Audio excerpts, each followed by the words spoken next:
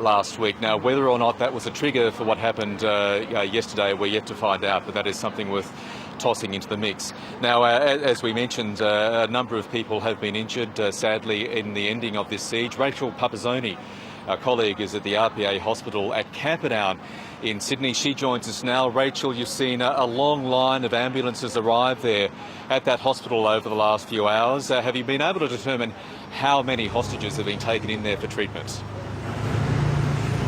It's impossible to tell you exactly how many. Sorry, Michael, there's a few trucks going by.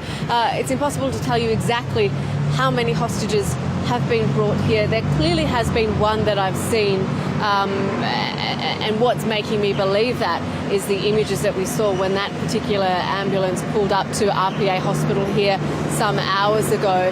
That was blocked off for cameras to film anything. There were barricades, what appear to be blue tarpaulin type things hanging along the side of the ambulance, both sides, and then people holding a white sheet.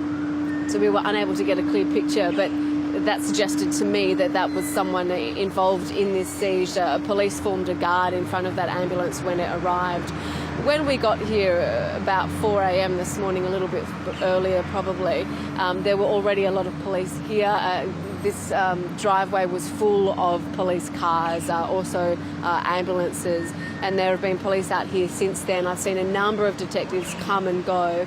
And also we've seen a number of what I'm believing to be family members and friends, people coming and leaving a short time later, clearly quite distressed and distraught, some covering their faces with jackets, but visibly upset.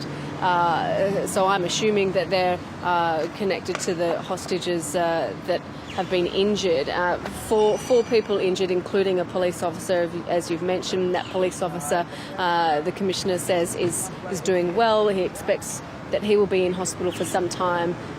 He's been hit by gunshot pellets. Also, a 34-year-old woman suffered a gunshot wound to her shoulder.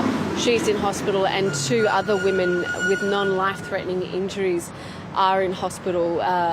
Whether all four are here at RPA, I can't confirm. Police are not giving out that level of detail of information. I also can't confirm whether any of these people have had surgery or require surgery or their current condition.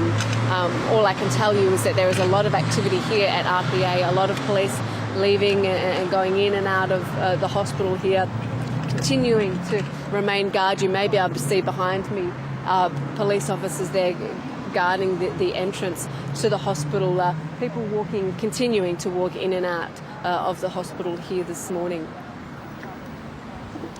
Rachel Pupazzoni at RPA Hospital at Camperdown in Sydney, thank you so much. And for those of us watching in Sydney,